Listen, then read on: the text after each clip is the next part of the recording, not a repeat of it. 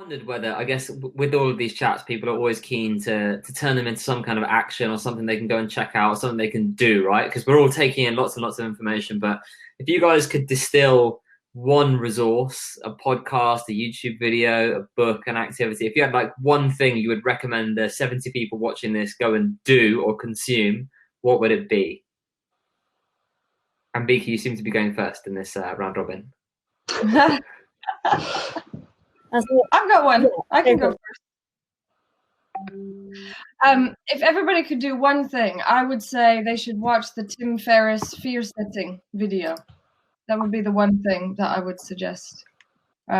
Just to always have a plan, worst case scenario, but also to think about all the things you can do. And it just means that your anxiety levels are much reduced if you do that activity.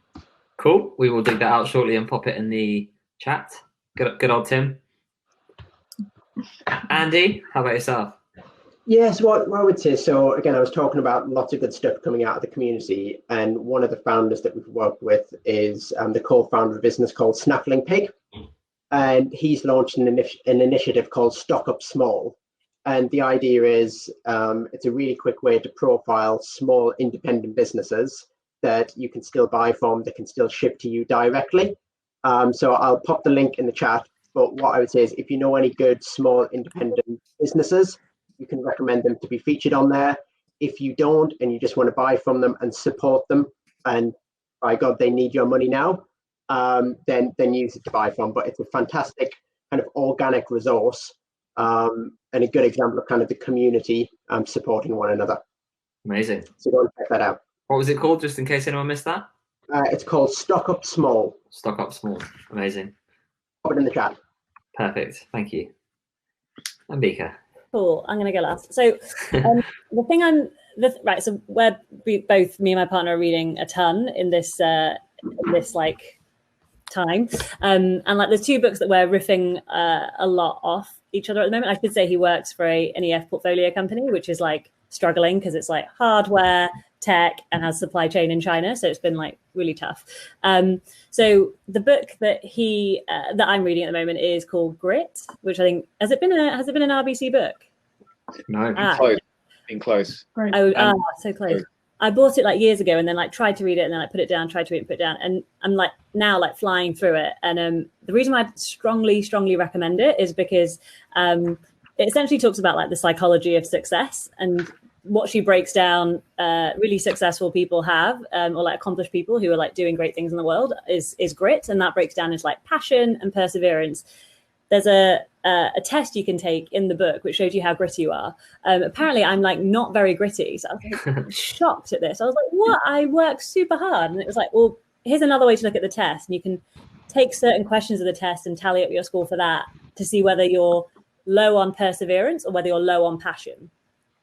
Now it's like, I won't tell you what I was low on, but there's like something interesting there about like, you can work really hard towards something, but like having the right goals is basically what makes you gritty, because otherwise you can't end up achieving as much unless your like goals are the right goals.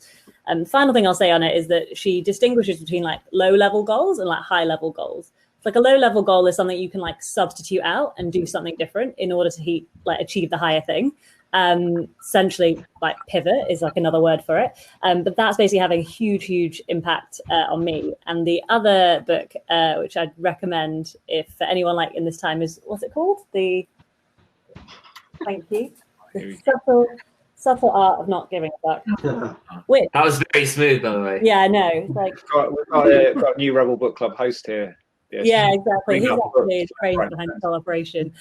Sorry, yeah, but the reason why that's super important, because it's essentially talking about like the things you can care about now and the things you can't. And I think at the time, at the moment, it's been really stressful for pretty much everyone here, everyone involved, I can imagine. And that has been like helping, I'd say, Bikram be like assess what to give a shit about, whether it's like, you know, stuff that you usually sweat, because it can feel like a lot. Just kind of putting that to one side and saying, actually, I don't have time for that, but this is the thing I care about.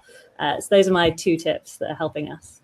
Awesome. And thanks to Mark Tully for pointing out the Grit is only £1.99 on Kindle right now. So yeah, go get yourselves a bargain. How about you, Ben, before we bring in our guest? any resource or something you would share for? I've got one I can throw in there, BSG, which is I'm finding, I've talked about this a lot, but I've not been very good at putting it into practice, but I'm kind of being forced to at the moment, which is playing with the children. So today I made a paper mache volcano, and we all started it together. After about 10 minutes, they'd all, pivoted off in deep tech or something else.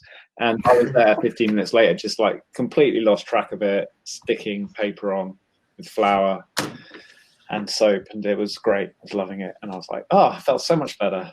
So anything playful, anything that's not basically a digital startup resource, I'm finding the most helpful. No offense to all of us who are writing all those blogs at the moment.